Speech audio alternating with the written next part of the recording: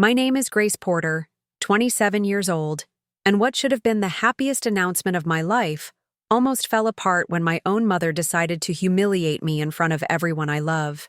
After 3 years together, James had finally proposed, and we decided to host a dinner to celebrate with our families.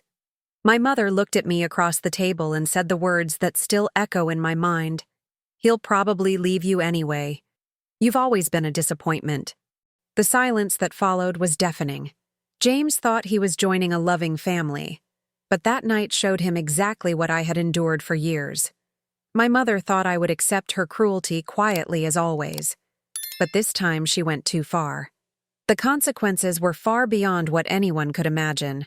Before continuing with my story, tell me in the comments where you're watching from. Like and subscribe for more family secrets that nobody talks about. I spent weeks planning the perfect engagement dinner. James and I had been dating for 3 years after meeting at a friend's housewarming party in Boston.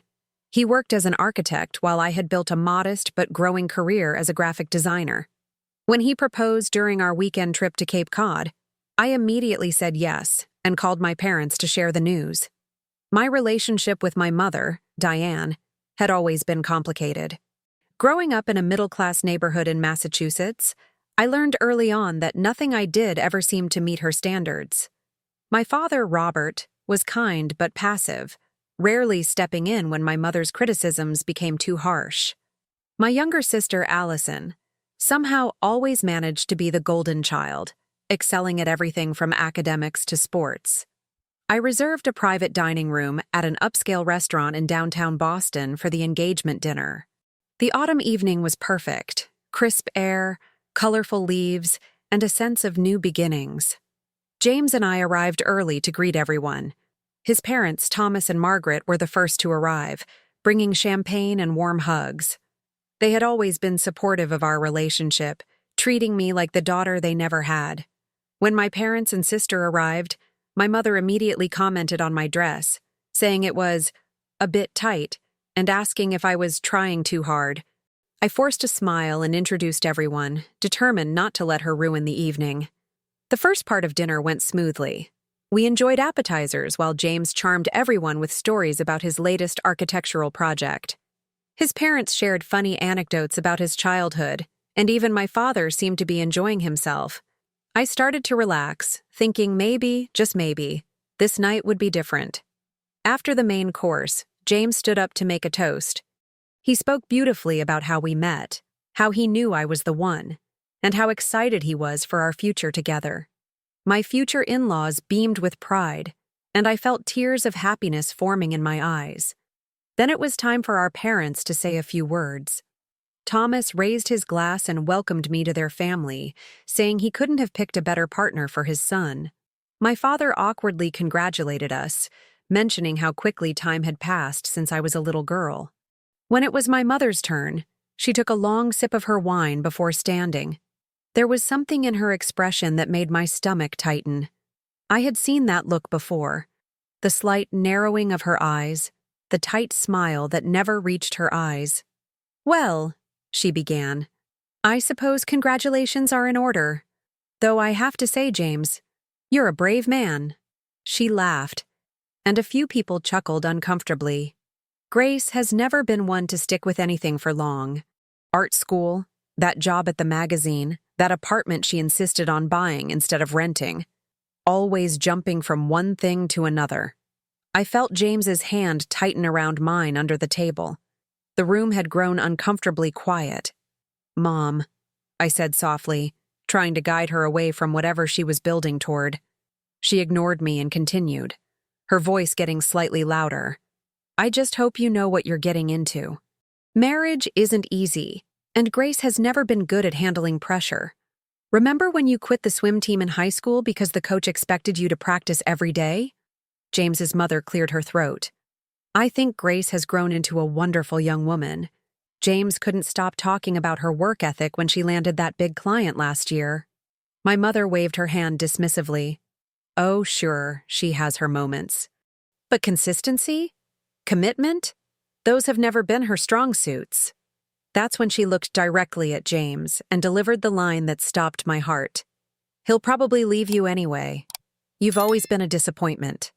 The restaurant seemed to freeze in that moment. James's father's fork clattered against his plate.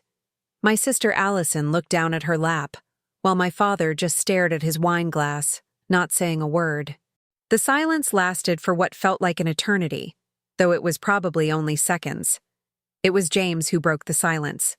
He stood up slowly, his chair scraping against the hardwood floor. His face was calm, but I could see the tension in his jaw. "Mrs. Porter," he said, his voice steady and controlled. "I'm not sure what would make you say something so cruel to your daughter on what should be one of the happiest nights of her life, but I want to make something very clear. Grace is the most determined, talented, and loving person I have ever met. The only disappointment tonight is hearing a mother speak to her child that way." My mother's face flushed red. "I'm just being realistic. Someone needs to be." James's mother stood up next. "I think perhaps we should call it a night. Grace, darling, we're so happy for you both." She shot a disappointed look at my mother before giving me a warm hug. As everyone began gathering their things, I felt frozen in my seat. 27 years of similar comments and criticisms flashed through my mind, but this time was different. This time, she had crossed a line in front of the man I loved and his family. James and I barely spoke during the drive home. When we reached our apartment, I broke down as soon as the door closed behind us. All the emotions I had been holding back came flooding out. "I'm so sorry," I sobbed. "I should have warned you more about her. I should have known she would do something like this." James pulled me into his arms. "You have nothing to apologize for. Nothing. Your mother's behavior is not your responsibility." "But what must your parents think?" I asked, wiping away tears.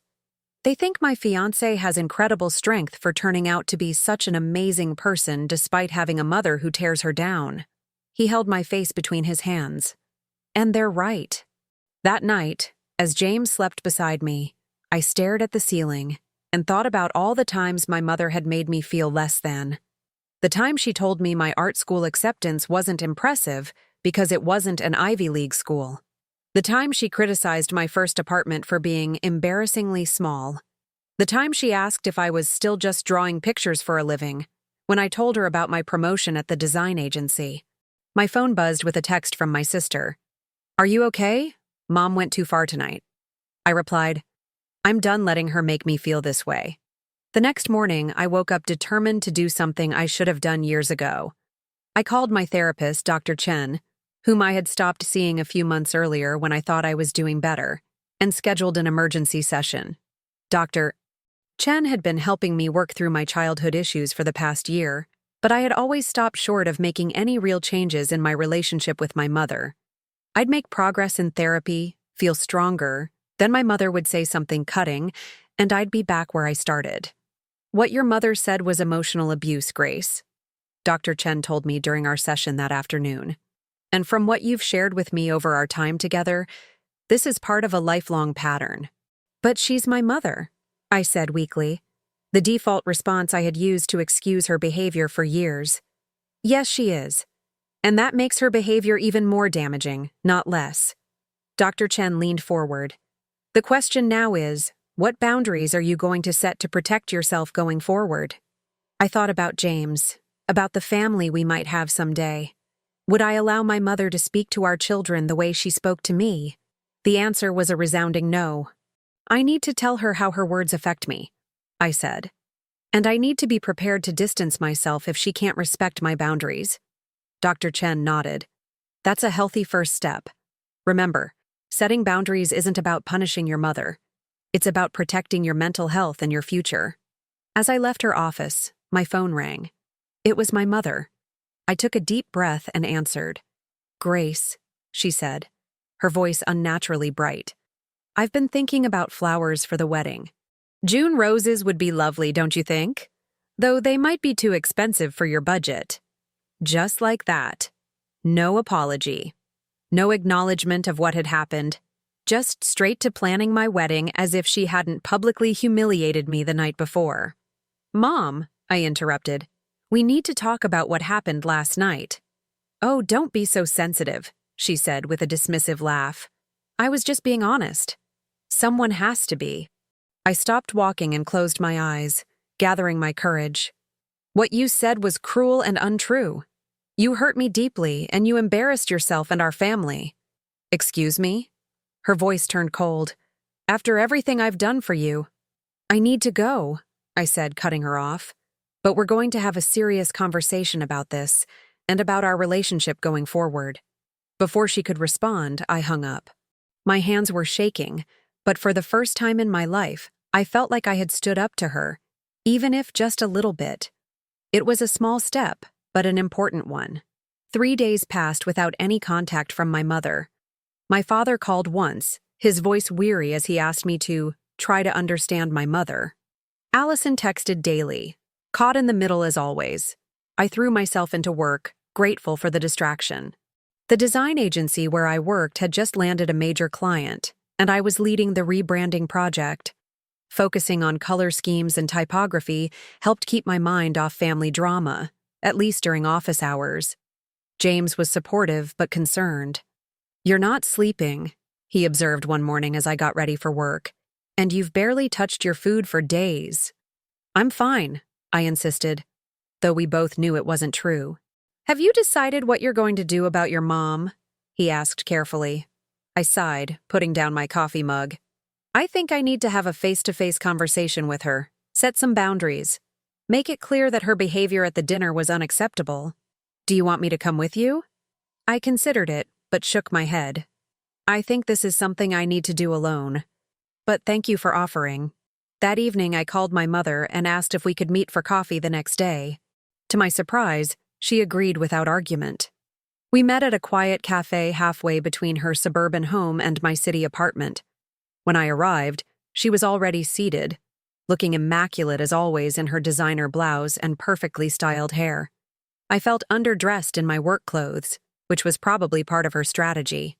"You look tired," she said as I sat down, her typical greeting. "I haven't been sleeping well," I admitted. "Not since the engagement dinner." She sighed dramatically. "Are you still upset about that? I was only trying to help." "Help?"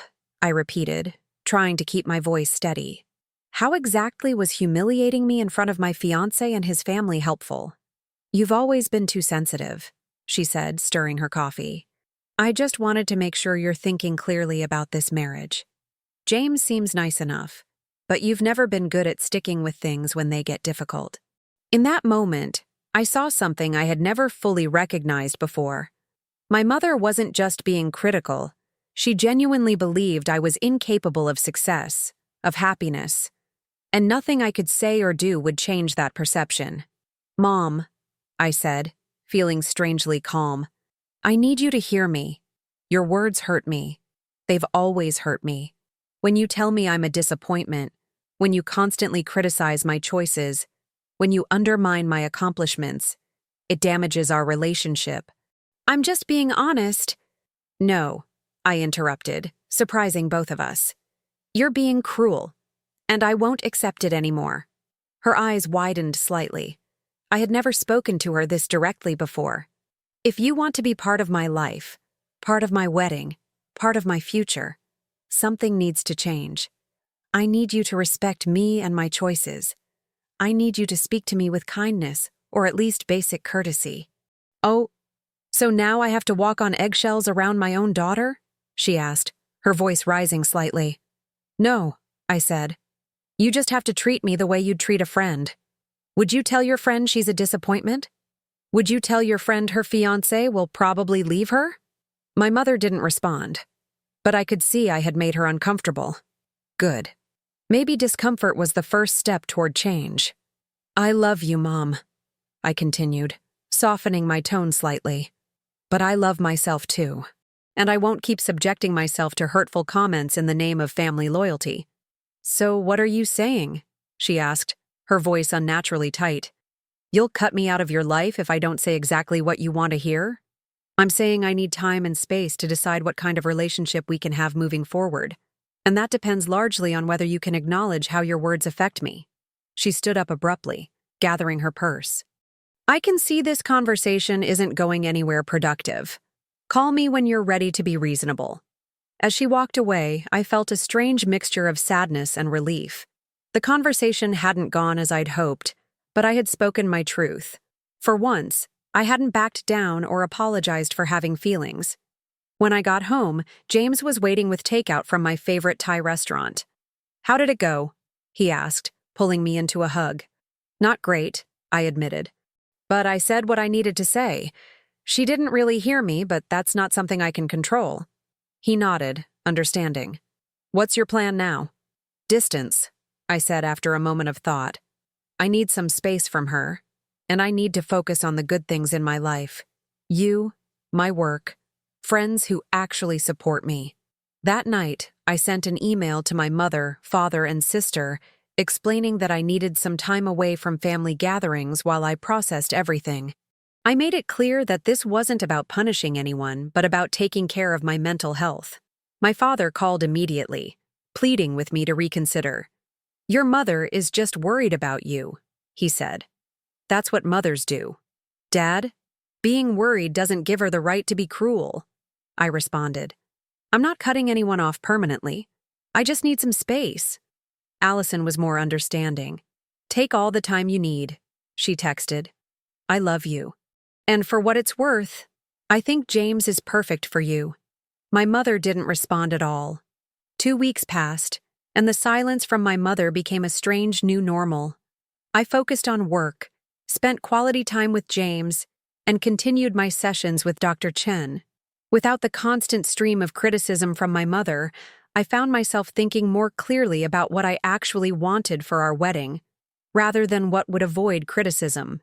"I'm thinking about a small ceremony," I told James one evening as we looked through venue options online. "Maybe 40 people, just close friends and family."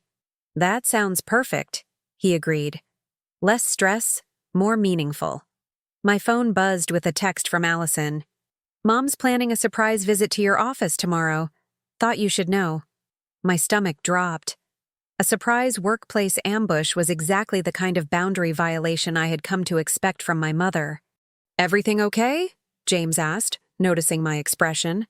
I showed him the text. So much for respecting my request for space. The next morning, I called my boss and asked to work remotely for the day, explaining briefly about the family situation. Thankfully, she was understanding. Instead of going to the office, I went to a coffee shop with my laptop and settled in for a day of design work. Around noon, Allison called. "She's furious," she said without preamble. "She went to your office with a bunch of wedding magazines and you weren't there." "I asked for space, Allison. Showing up at my workplace unannounced is not respecting that boundary." I know, my sister sighed. "But you know how she is. She doesn't see it that way. In her mind, she's being a helpful mother planning her daughter's wedding." After we hung up, I stared at my coffee, thinking about how different my mother's perception of reality was from my own. In her version of events, she was probably the victim, the helpful mother whose ungrateful daughter was shutting her out for no reason. My phone buzzed again, a text from my mother. "I tried to help you with wedding planning and you hid from me. Your behavior is childish and hurtful." I didn't respond.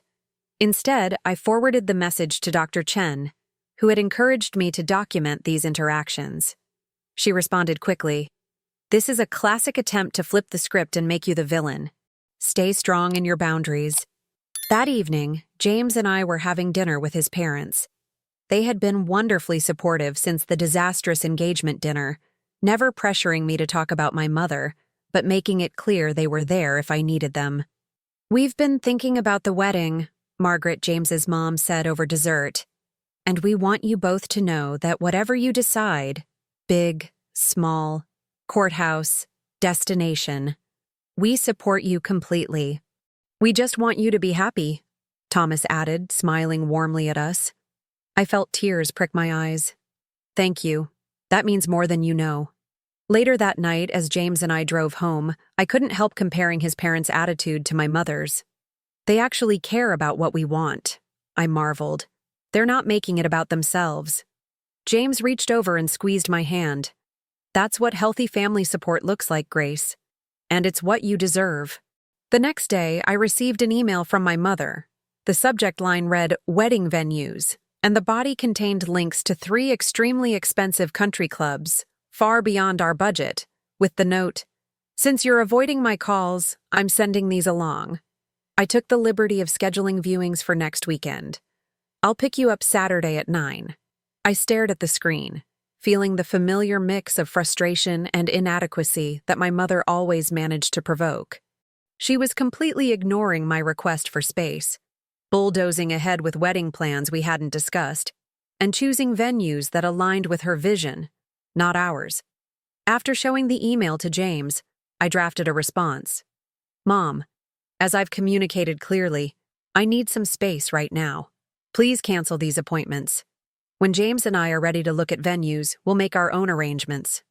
I appreciate your enthusiasm, but this is our wedding, and we need to plan it together in a way that feels right for us." Her reply came almost instantly. "I'm trying to help before all the good venues are booked. This is what mothers do. But if you want a subpar wedding because you're too proud to accept help, that's your choice." I closed my laptop and took a deep breath. Every interaction with my mother seemed to follow the same pattern. She would overstep, I would establish a boundary, and she would position herself as the victim of my unreasonable behavior. That night, I had trouble sleeping.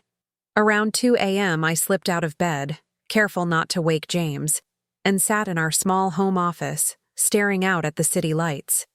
I pulled out a notebook and began writing down all the major moments in my life where my mother's criticism had affected my choices. There was the time I turned down an art scholarship because she convinced me it wasn't a real career path. The relationship I stayed in too long because she said I'd never find anyone better. The job opportunity in New York I declined because she said I couldn't handle living in such a competitive city. As the list grew longer, I felt a growing sense of anger, not just at my mother, but at myself for giving her so much power over my life for so long. But alongside the anger was a sense of clarity. I could see the pattern now, and seeing it meant I could break it. The next morning, I woke up with a new sense of purpose. Over breakfast, I shared my late-night realizations with James.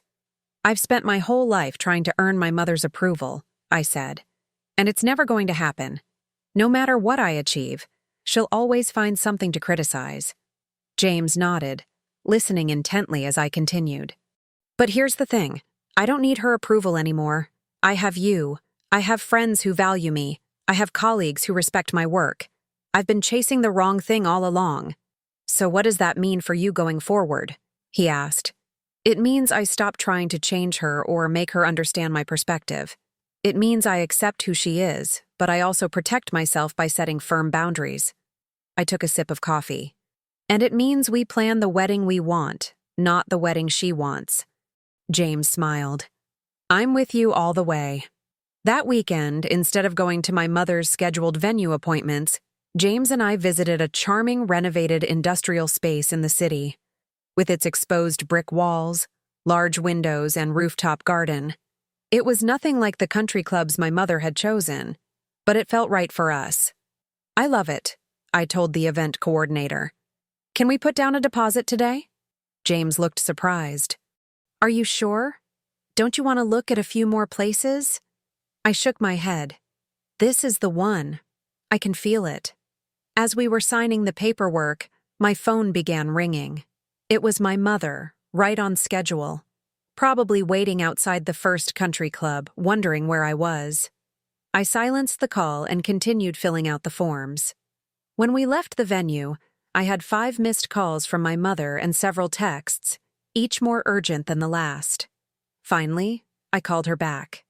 "Where are you?" she demanded. "I've been waiting for over an hour." "I told you in my email that we wouldn't be attending those appointments," I replied calmly. "James and I just booked our venue, actually. We're really excited about it."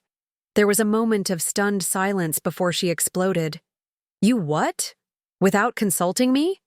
How could you be so impulsive? What venue?" "It better not be that factory space Allison mentioned.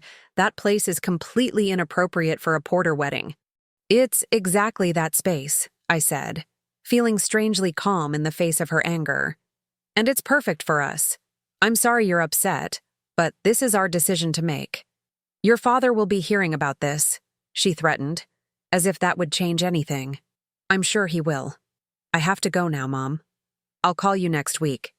After hanging up, I expected to feel guilty or anxious, but instead I felt lighter, as if I'd put down a heavy burden I'd been carrying for years. You okay?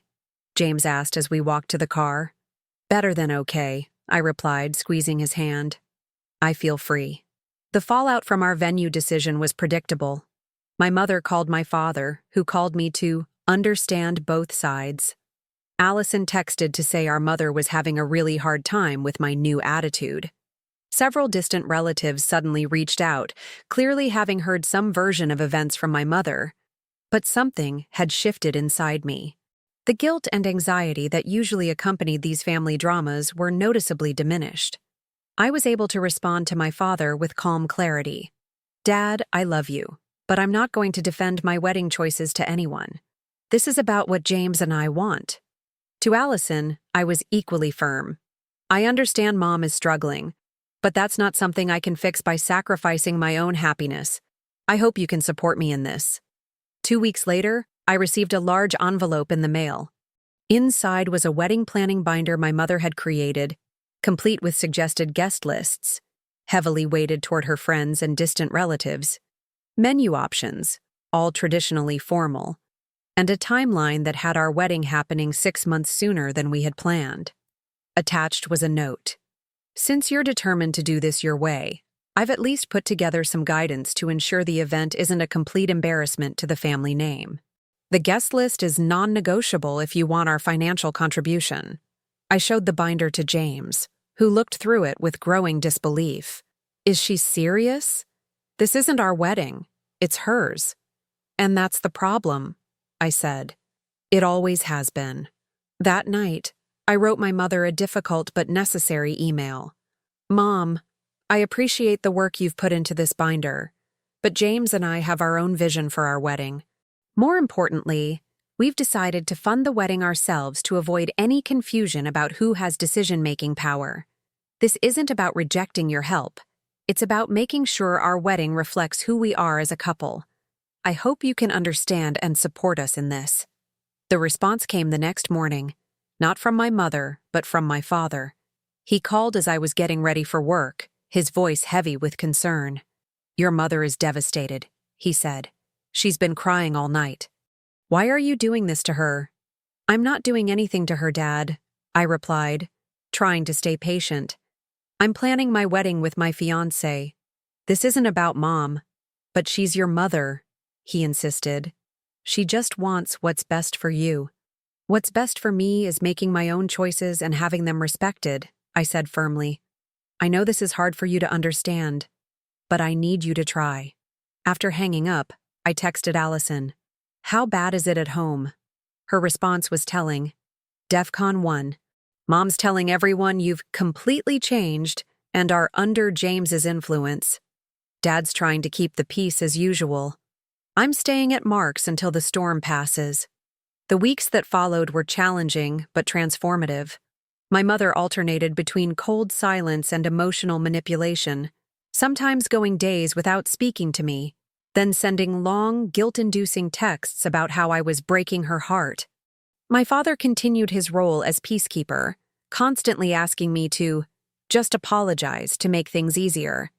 Allison tried to stay neutral but often ended up relaying messages between us. Through it all, I maintained my boundaries. I continued therapy with Dr. Chen, who helped me recognize the manipulation tactics and not take them personally. I leaned on James and his family, who showed me what healthy family support looked like. And I focused on building the life and wedding I wanted, not the one my mother thought I should have.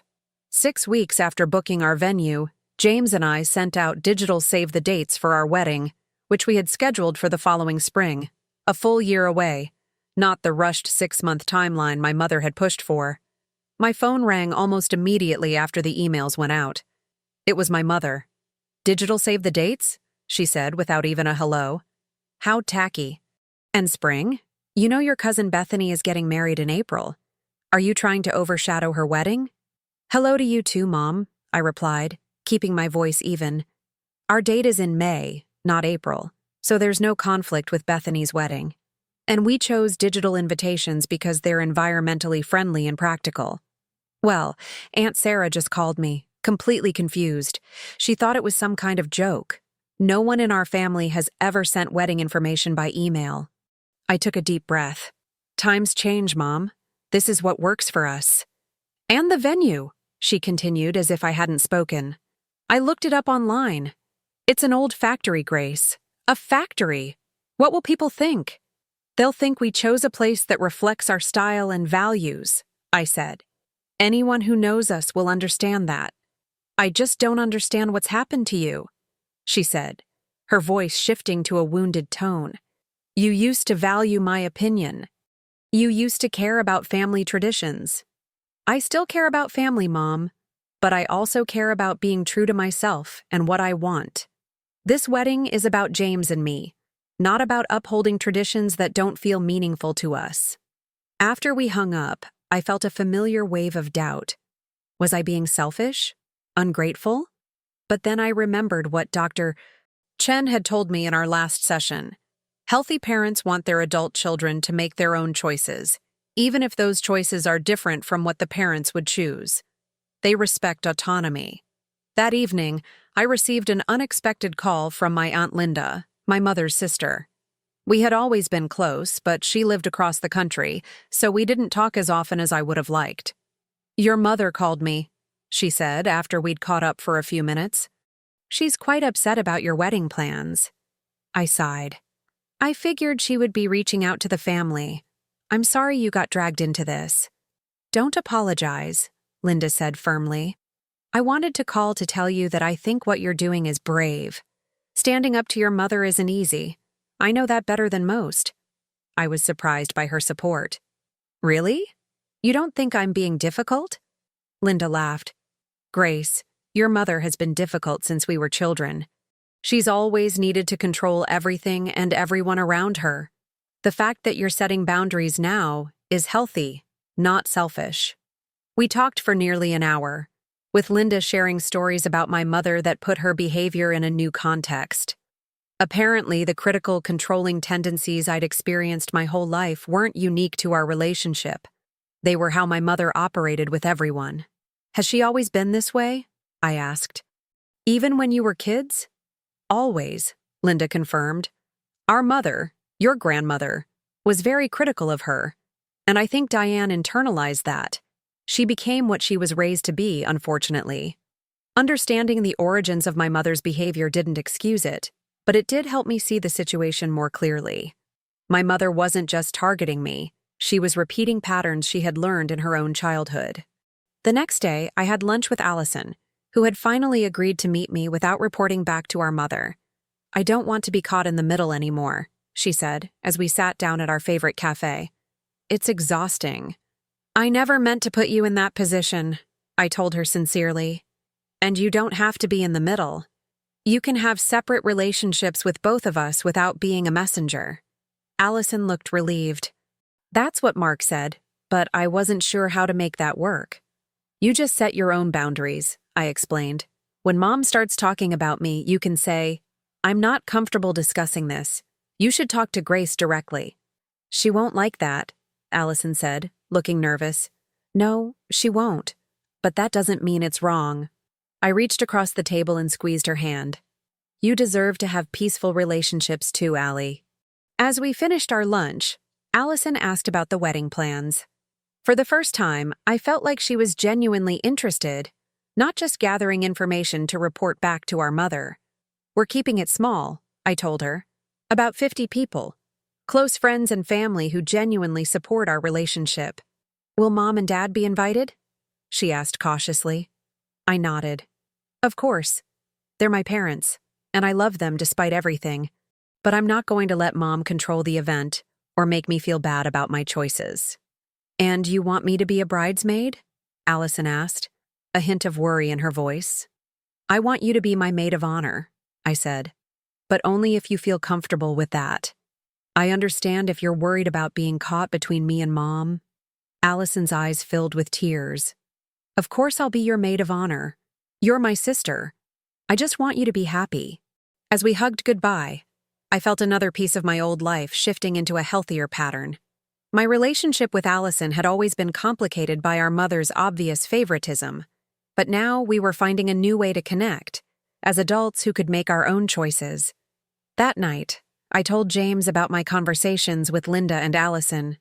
"It feels like I'm building a new kind of family," I said, as we sat on our small balcony, watching the city lights. "Not cutting off the old one, but creating new patterns, healthier connections." "That's what growing up is really about," James replied. "Not just getting older, but learning to redefine relationships on your own terms." I leaned my head on his shoulder, feeling grateful for his wisdom and support. "Do you think my mother will ever change?" I asked softly. James was quiet for a moment before answering. "I don't know. People can change, but they have to want to. The important thing is that you've changed. You're not letting her define your worth anymore." As the wedding planning continued, my relationship with my mother remained strained but stable. She had accepted that James and I were funding the wedding ourselves, which removed her financial leverage, but she still found ways to express her disapproval. Every choice we made, from the informal buffet-style dinner to my decision to wear a simple dress instead of a traditional gown, became an opportunity for criticism. "People will think we can't afford a proper wedding," she complained when I told her about the casual dining arrangement. "It's not about money," I explained for what felt like the 100th time.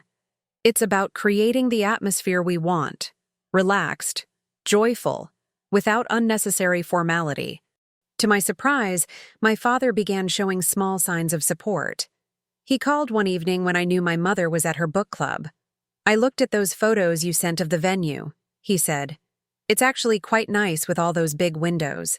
Reminds me of that art gallery we visited in New York when you were in high school." I was momentarily speechless. That trip to New York had been a rare moment of connection between us.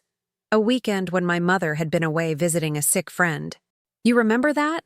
I asked. "Of course I do," he said, sounding slightly hurt.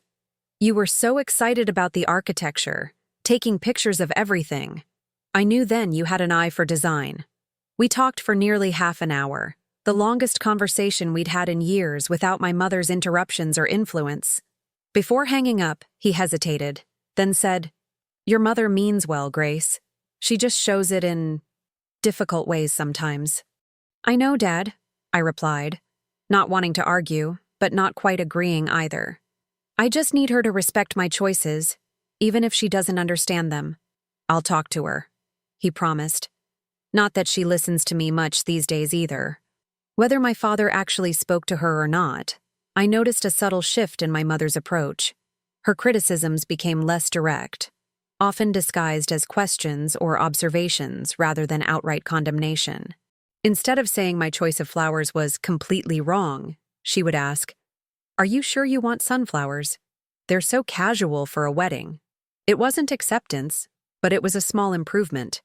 3 months before the wedding, my mother surprised me by suggesting we go dress shopping together. "Just the two of us," she said. "No agenda, I promise."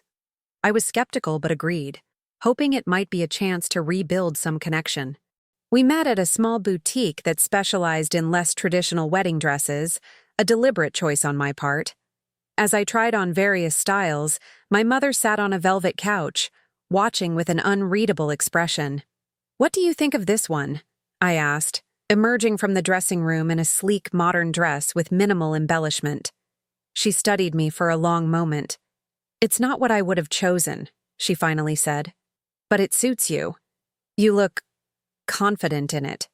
Coming from my mother, this was practically a rave review. "Really? You like it?" I turned to look at myself in the mirror again. "I didn't say I liked it," she clarified quickly. "But it's your wedding. You should wear what makes you feel good." I almost laughed at her inability to give an unreserved compliment, but I recognized the effort she was making. For my mother, this was progress. As we left the boutique, she asked if I wanted to get lunch. We found a small cafe nearby and ordered sandwiches and coffee. "I've been thinking about what you said," she began after we'd been seated. "About me being critical." I waited, not wanting to interrupt what seemed like a difficult confession for her. My mother was very hard on me, she continued. Nothing I did was ever quite right. I always thought I was different with you girls, but maybe— She trailed off, stirring her coffee unnecessarily. Maybe you repeated some patterns without realizing it, I suggested gently. She nodded, not meeting my eyes. Linda says I'm exactly like our mother. I always hated when she said that. I reached across the table and touched her hand. Understanding where it comes from is a start, Mom. She finally looked up at me. I don't want to be shut out of your life, Grace, or your wedding. I know I've been difficult, but you're still my daughter. I never wanted to shut you out, I told her truthfully. I just needed you to respect my boundaries and my choices. She nodded again, and though she didn't say the words, I'm sorry, I could see something like regret in her eyes. On the drive home, I called James to tell him about the unexpected breakthrough. Don't get too excited, I cautioned. She didn't actually apologize or promise to change, but she at least acknowledged that her behavior might be problematic. That's huge, Grace, he said. For someone like your mom, that's like climbing Mount Everest. He was right. For my mother, even this small admission was a monumental step. And while I didn't expect her to transform overnight into a completely different person, I felt hopeful that we might be able to build a healthier relationship moving forward. That hope was tested the following week when my mother called with a few thoughts about the wedding invitations we had just sent out. The wording is so informal, she complained, and the design is very artistic. Some of the older relatives might find it confusing. I felt a flash of the old frustration, but instead of getting defensive, I tried a new approach. I appreciate your concern, Mom. The design reflects our style, and we made sure all the essential information is clear. If any relatives are confused, they can call me directly. There was a pause, and I could almost hear her formulating a critical response. But then she surprised me. Well, I suppose that's sensible. They are your invitations, after all. It wasn't enthusiastic approval, but it was acceptance. Reluctant, perhaps, but acceptance nonetheless. As the wedding date grew closer, I found myself increasingly able to separate my mother's opinions from my own feelings. When she questioned our choice of music for the reception, suggesting a traditional string quartet instead of the jazz band we had booked, I simply thanked her for the suggestion and moved on with our original plan. When she expressed concern about our honeymoon destination, a hiking trip in New Zealand rather than a luxury resort, I acknowledged her preference for something more conventional, but remained firm in our decision. Each time, I expected the old pattern of escalating criticism and eventual capitulation on my part, but something had shifted. My newfound confidence seemed to change the dynamic between us. Without my emotional reactions to feed off, my mother's criticisms gradually lost their power. 2 weeks before the wedding, we held a small rehearsal dinner at a restaurant near our venue. Both families were present, along with the wedding party and a few close friends. I watched nervously as my mother and James's mother, Margaret, sat together at one end of the table. "How's that going?" James whispered, following my gaze. "I have no idea," I admitted. "But they're both still smiling, so that's probably a good sign." Later, Margaret pulled me aside. "Your mother has been showing me photos of you as a little girl," she said with a warm smile. "She's very proud of you, you know. She might not say it in so many words, but it's clear in the way she talks about you." I glanced across the room to where my mother was now chatting with James's father. "Really? That's not the impression I usually get." Margaret patted my arm. "Sometimes parents, especially of her generation, show love in roundabout ways. They think pushing you to be better is how they show they care." I wasn't entirely convinced, but I appreciated Margaret's attempt to see the best in my mother. And as I watched my mother laugh at something James's father said, I wondered if perhaps she was making an effort to integrate into this new family configuration in her own way. At the end of the evening, as everyone was saying their goodbyes, my mother approached me. "Everything looks good," she said, which from her was high praise indeed. "Your friend Lisa seems lovely, and James's parents are very nice." I smiled.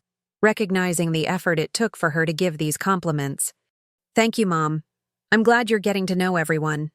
She hesitated, then added, "Your father and I are very proud of you, Grace. I know I don't always show it the right way, but we are." Before I could respond, she turned and walked quickly to the car where my father was waiting. I stood there for a moment, processing her words.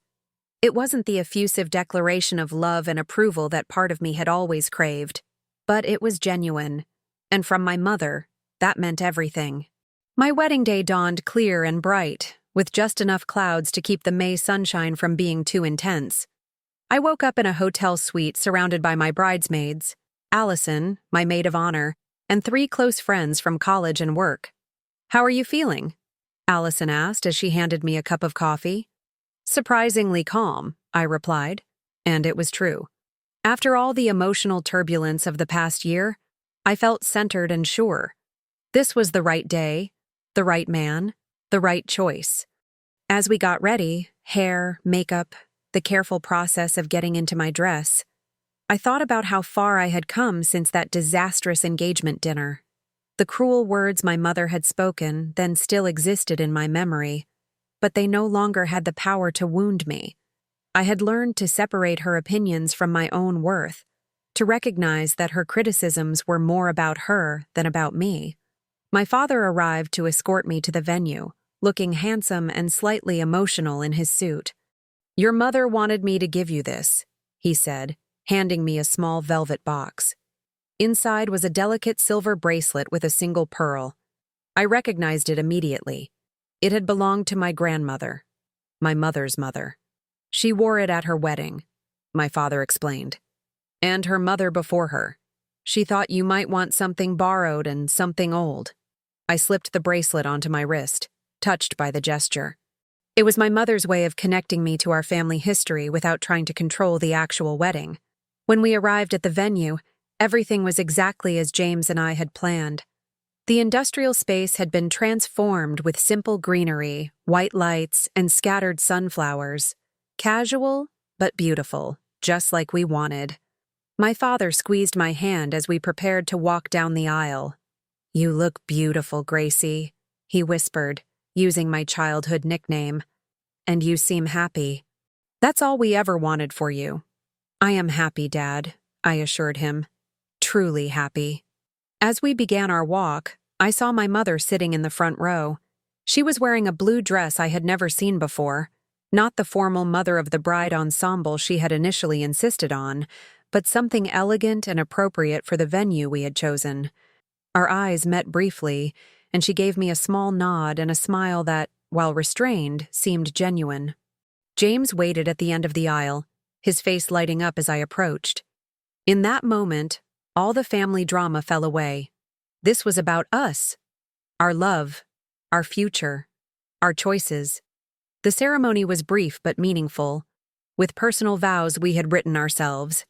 When the officiant pronounced us husband and wife, the small gathering of our closest friends and family erupted in applause. At the reception, I watched with amusement as my mother navigated the informal setting.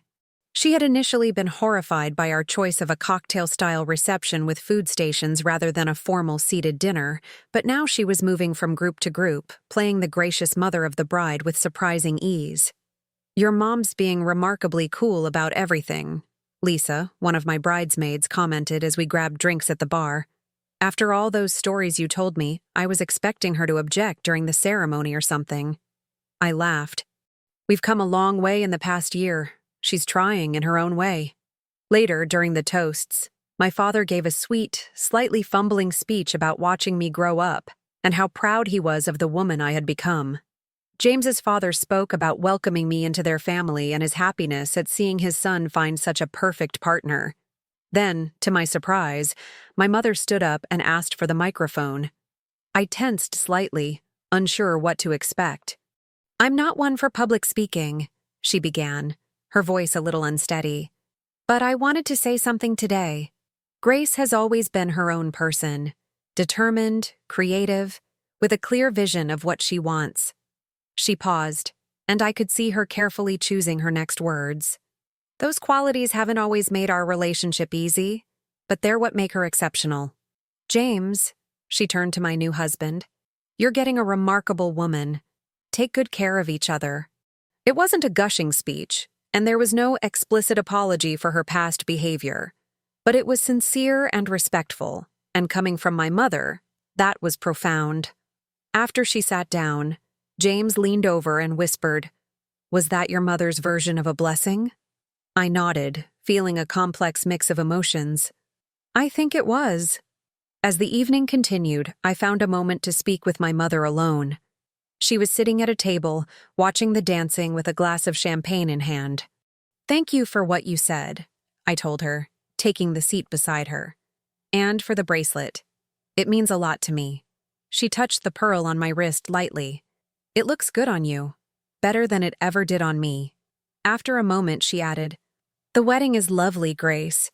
Different from what I would have done, but it suits you and James perfectly." "That's the best compliment you could give me," I said honestly. She met my eyes directly. "I'm trying to understand that my way isn't the only way. It's not easy for me, but I'm trying." "I know you are, and I appreciate it more than I can say."